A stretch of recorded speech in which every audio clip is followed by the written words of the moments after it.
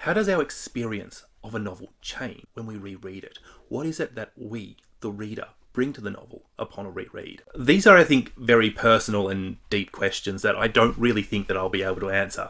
But in an attempt to answer this, I have reread 6 classic novels as part of the Victober readathon, which is of course hosted by the very brilliant Katie, Kate and Lucy. All of these books I read about 600 to 700 novels ago, which is to say in my early 30s, which is about the point that I got seriously interested in reading. Prior to that, I read books, sometimes, maybe. But the amount of books that I read in a year prior to that, I consume in a week now. So the 6 books I picked to read were Tess of The D'Urbervilles, Far from the Madding Crowd, Jude the Obscure, Anna Karenina, Jane Eyre, and the Three Musketeers. Now I know I said I was doing this part of the Victober readathon. Anna Karenina is Russian, Three Musketeers is French, but I think that they're in the spirit of the Victober readathon. They were translated into English during the Victorian era, and I think that that's fine. But in case you disagree and you think that that's not in the spirit of Victober, let's go through the books. I'm going to tell you what I thought of them the first time I read them and what I thought of them after I read them. Tess of The D'Urbervilles. This was the second Thomas Hardy book I ever read, and it is the book that made me fall in love with Thomas Hardy. I have not since reread it. To be fair, I was a little bit bored with this novel until the ending of this novel. There is a scene between Tess and Alec that really affects the destiny of Tess, and to a very similar degree, Alec. And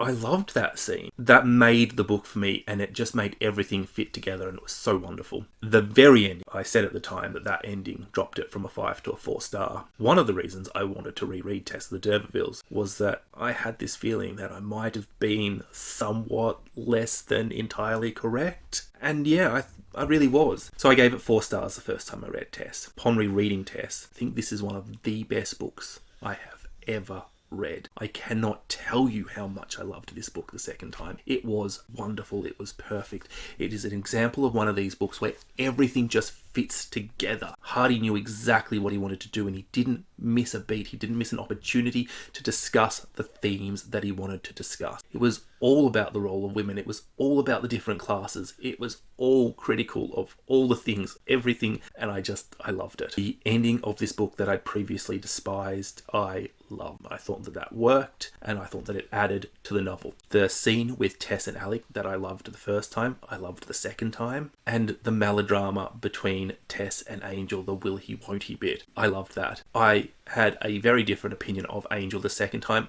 This was a book that, to be fair, this book really stayed with me after reading it. It's a book that I could pretty much tell you the storyline of, regardless of how long ago it was, because it made an impact on me.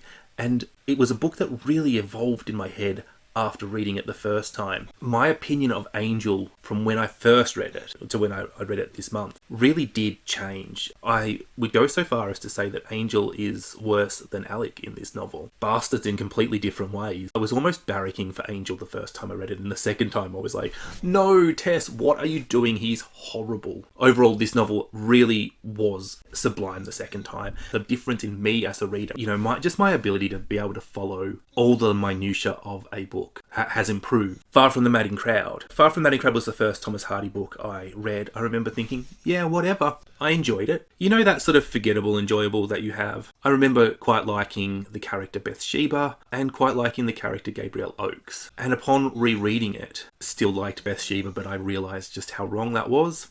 And I didn't like Oakes as much. I thought that there were some really powerful scenes in this novel that I just didn't appreciate the first time. There is a scene where one of the characters dies, and the lover of that character finds the corpse, and there is a third character there that's part of a bit of a love triangle thing going on, and the emotions of those two characters in the love triangle with the dead character there as well it was such a powerful scene. I found it much more memorable than I did the first time, but in comparison to Tess, it is not the most memorable of Hardy's novels. I also remember thinking that this novel was really light-hearted. I think that I might be comparing this to other Thomas Hardy novels because this is not a light-hearted novel. There is still quite a bit of horrible. I actually think that this is a wonderful novel, and I increased it from 4 to 5 stars. As a reader, what is different about me that allowed me to enjoy Far from the Madding Crowd more? Well, I think one of the things that I look for in novels now that I know I enjoy, understanding the emotions and the motivations of characters. That is something that I've identified that I like in a book, and I could really see that.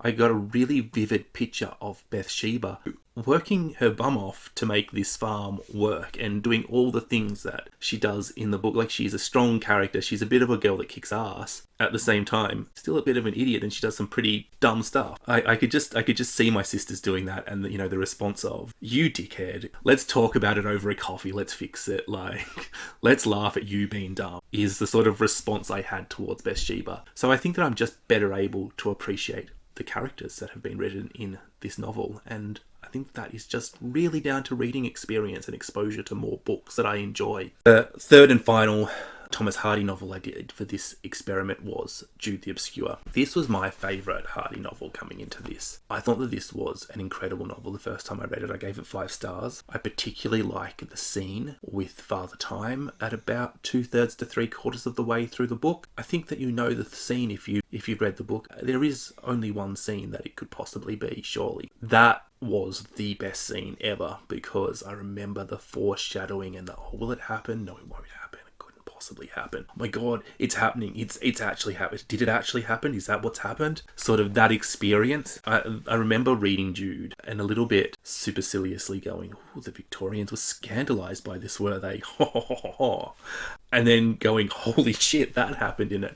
And I'm like, that's not the reason that the Victorians were scandalised by this book. But geez, if that was the reason, I could have understood it. I was a bit shocked by it, but shocked in a really good way. I really enjoyed this book on a reread, but my opinion of it didn't really change. In fact, if anything, this book went a little bit backwards. And I think that it went backwards by virtue of this book has got quite a good plot. I mean, all Thomas Hardy books do have quite a nice plot. I mean, can you tell I think the sun shines out of his bum? He does good themes, good emotions, good characters, and good plot. Also, he has a great setting and his lovely penmanship and writing. So, give him as many compliments as he can. But I really like his plots, and I did know where this book was going. I understood where it was all going. So I didn't get any suspense or the twisty-turny, and there is a lot of twisty-turnies in this. It was all a little bit predictable because I knew what happened. Does that make it not as good a book? I don't disagree with my first experience, but if you read a Miss Marple book and you know who the killer is, it's not quite as good. But, I mean, some people really enjoy seeing all the clues in a Miss Marple book, and in Tess, I enjoyed seeing all the bits and pieces leading up to the crescendo, and I enjoyed that in Jude, just not as much as I expected. One thing that I did get extra out of this book is a lot is made of Jude and the criticism of marriage and the criticism of religion, but Hardy is very critical of universities and how out of reach they were for the common person, and that was something that I was able to appreciate and enjoy. Also think that as somebody who has gone to university and had the luxury of being able to be in debt still from his university course and not have a job at all related to it, doesn't really apply to our society, but yet it strangely does apply to our society. It's interesting how the issue has evolved and changed, and that there are some things still there. I don't think this book improved. I think that this book stayed the same. I would say that I would probably rank Tess as the better of the Hardy books. Anna Karenina. Anna Karenina was my least favourite of these 6 books the first time I read it. I gave it 2 stars. I found it boring. I criticised it for too much happening inside Levin's head. Upon rereading it, I gave it 3 stars, which is not a big improvement. And I gave it 3 stars mainly because I thought it was too slow paced. I thought it was a bit boring, and I thought too much happened inside Levin's head. I really liked the scenes with Anna and Vronsky, and I really wanted to have more Anna and more Vronsky. I really wanted to experience Anna's emotions and her mental breakdown, and to just understand everything that was going on there. And for a novel as thick and chunky as Anna Karenina, I don't think I got enough of that. Maybe there was enough of it, and it was just too much Levin in between. Levin is, of course, basically Tolstoy writing about himself. A lot of what Levin does is think about and talk and consider these issues of the day. He's talking about really Marxism or socialism and these sort of ideas. As somebody who counts himself as a socialist, talking about something that I agree with is not necessarily the most interesting thing. I'm quite comfortable with my opinion on those topics, and I don't feel that Tolstoy added anything to it with those discussions. It's quite a lot of the book to sit there going, yeah, okay, I've got this part. Can we go on? I do, however, think that this book is a very good book and that many people will like it. Especially, I'm a little bit intolerant for slow-paced books, so if you have more tolerance than me, and I'd say that that's 90% of you, then my criticism of it is probably something you should take with a grain of salt. I think that people will get more out of the discussions around socialism and the plight of the serfs and all the different things Levin has to say. They weren't topics that they didn't tell me anything about the world. They didn't tell me anything about myself. So overall, my opinion hasn't changed a lot, but what has changed is my ability to see that this is an incredibly good novel that isn't for me. I could appreciate this novel even if it wasn't the best novel for me. I did up it a star rating, and I do think I actually enjoyed it more. I do think I got a lot more out of it, especially about, the Anna and Vronsky storyline. I really loved that. The whole time I was reading it, I just wish Tolstoy had broken it into 2 different books, and I know that Kitty and Levin are important to the Anna and Vronsky storyline and vice versa, but could have basically done them separately, I think, and had them as bit part characters. It's probably best to ignore me and to not edit the book that so many people say is the best book ever written. Jane Eyre. Prior to reading Jane Eyre, this was the most meh book of the lot here. This was the book I had the least opinions about. This is the book I remember least. In fact, I'm relatively sure if it wasn't for things like booktube and pop culture, I wouldn't know anything that happened in Jane Eyre. I did give it 3 stars the first time I read it. I'm really despised to give Jane Eyre a star rating. I found this a really confusing novel. One of the reasons I wanted to reread this book is I think it's really interesting that the Brontes are all spoken about together when they are 3 separate authors. But being sisters and being raised in the same house, they may have the same influences, and therefore seeing what is in common between Emily, Charlotte and Anne is interesting in itself. Something really stood out to me as a bad thing. There was just a casual throwaway line of anti-Semitism in it, and it was the sand in my vagina. I kept thinking about it because I believe that Jane is meant to be an unlikable character. She's certainly described as prickly often enough. And I believe that Rochester is meant to be an unlikable character because he basically is one. As an aside, one of the things I really liked was Charlotte Bronte describing both of these characters as ugly. And I think that the reason she did that is because when we read a book, it's very easy to empathize with the motivations of the protagonist and to really just agree with them and get along with them and be seduced by them and think the sun shines out of their bum, which is, maybe one of the reasons a book like Lolita is so hated by so many people. Charlotte Bronte may have been aware that that is what would happen to the reader. I think that goes more than just their motivations and their characters, but I think that when you're reading a book, think about the book you're currently reading, think about the physical descriptions of the characters in the book that you've actually had. Now think about what you think those characters look like. Just try and be a bit objective. You've made them better looking, haven't you? Everybody in my head is played by actors and actresses, and if you're on the screen, you're a good looking person. It's just how it works, I imagine. By describing Jane and Rochester as ugly, I think that Charlotte's trying to say, hey, check your perceptions of these characters, and they're not the most likable character. Which brings me back to the anti-Semitism. Is that an attempt to show that Jane is not the most likable character? Is that a little hint to point out that, she's not perfect? Is that just casual anti-Semitism? I couldn't tell, and there wasn't enough of it in there for me to tell. I started to get really angry that this book was taught at school, and it's really just one line. The other thing that, again, I found really troubling, there is horrible mental health representation in this book, and I started to think, well, why did she do it? And it took me days to figure this one out. There's a quote, "I am no bird, and no net ensnares me. I am a free human being with an independent will." So I started to think about that quote. I started to think how that fits in with Rochester's first wife. She is ensnared, she is trapped, and she is not flourishing, she is declining. And I do feel like that is put in there as a metaphor, as almost like a warning for Jane, if you don't stand up for yourself, Jane, this is what will happen. And that's a really powerful and cool literary device. But was that the best way of doing it? It was an interesting way of doing it, certainly memorable, certainly has gained a bit of a cult status. But I found that troubling. I also found the praise of the missionaries and the class system as troubling, and I can completely see how Jean Rhys's Wide Sargasso Seas come from. Her reply to that novel, I can see why somebody would want to write such a novel. My own experience is very weird because it's almost like everything I liked about this novel, there was a butt to it. Every cloud has a silver lining, and every silver lining has a turd-smelling smear to it. Every good had a bad, and every bad had a good, and this novel really confuses me. And so, if you force me to star rate this, I will give it 3 stars again. Would I ever describe this novel as meh again? Certainly not. Certainly not. There's a lot in this novel. I think that this is a really interesting and confusing novel. And it's confusing because as I'm actively trying to figure out what I think about it. And every time I think one thing, I'm like, but I would like to read some more Charlotte Bronte in the future. So has my opinion of this, I think that this is one of the most drastic changes that I could have had, but the star rating's not changed. As a reader, what has changed with me to let me see these things? This is just a level of literary analysis that I couldn't do early on in my reading. I didn't have the confidence to do it. I didn't have examples. And as I have more as I've read other people's reviews and seen how they dissect novels, have I been able to do that with the novels I've read? This is just a skill that I have picked up. I'm sure everybody out there, every reader dissects the novels that they read. Some people just do it differently to others, and I feel like my ability to do it has certainly improved as I've read. So again, this is one that I'm going to put down to experience. There is one more novel, and I think that this is the novel who my opinions of it changed the most, and that is The Three Musketeers. The first time I read this novel, I didn't really like it.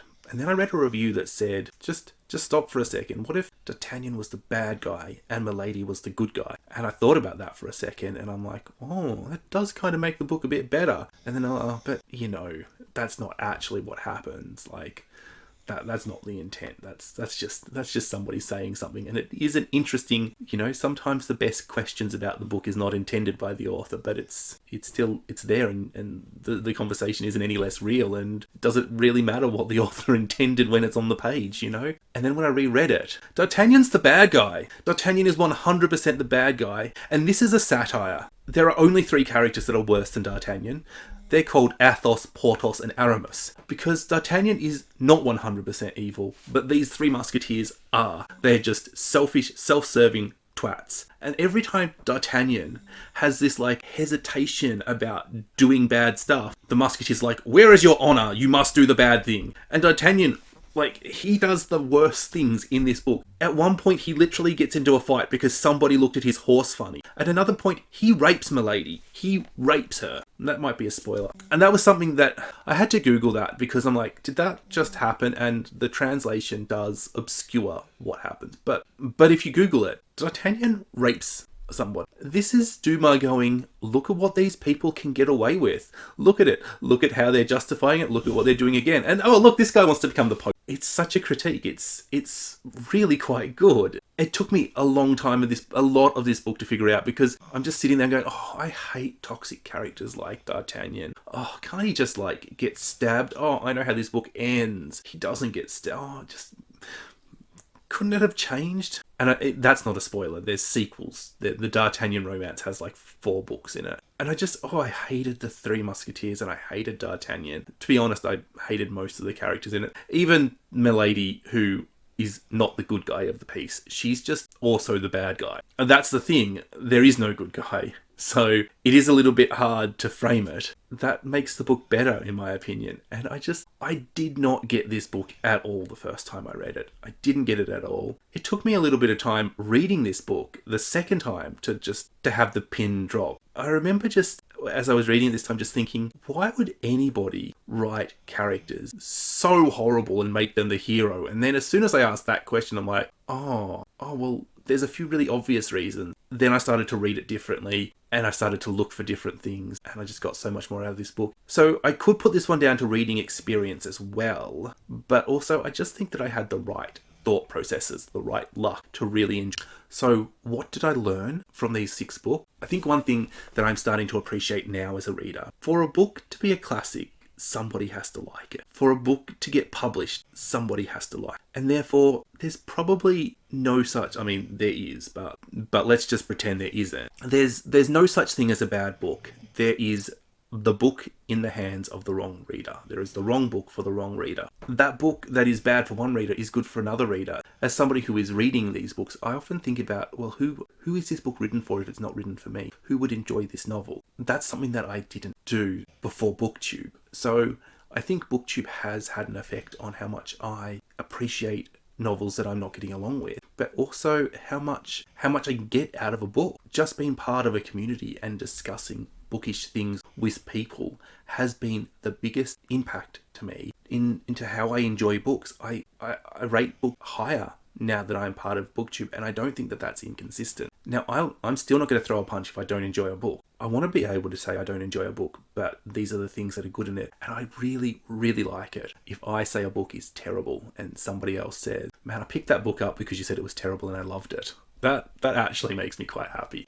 Being able to appreciate what somebody else gets out of a book has been the thing that has helped me grow as a reader more than anything else, and it has helped me enjoy these books. So this has ended up being quite a personal experience. You know, you may have had that realization way earlier than I had. You may not have had that realization yet. I don't know. Everybody's different. So what I would like to know is, if you reread books now that are, 400 or 500 plus books ago, do you get something different out of them, and have you figured out why? Let me know what you think has changed about yourself as a reader that has allowed you to get more out of a novel on a reread. I think that this is such an interesting thing, what you bring to a book. I don't feel like this experiment was conclusive. I don't feel that I read enough books to draw any conclusions, and I don't think that enough people did this. So I'd love it if somebody else went out there and reread half a dozen books that they enjoyed and plotted how that changed. I think that's a wonderful idea for a video. That's why I filmed it.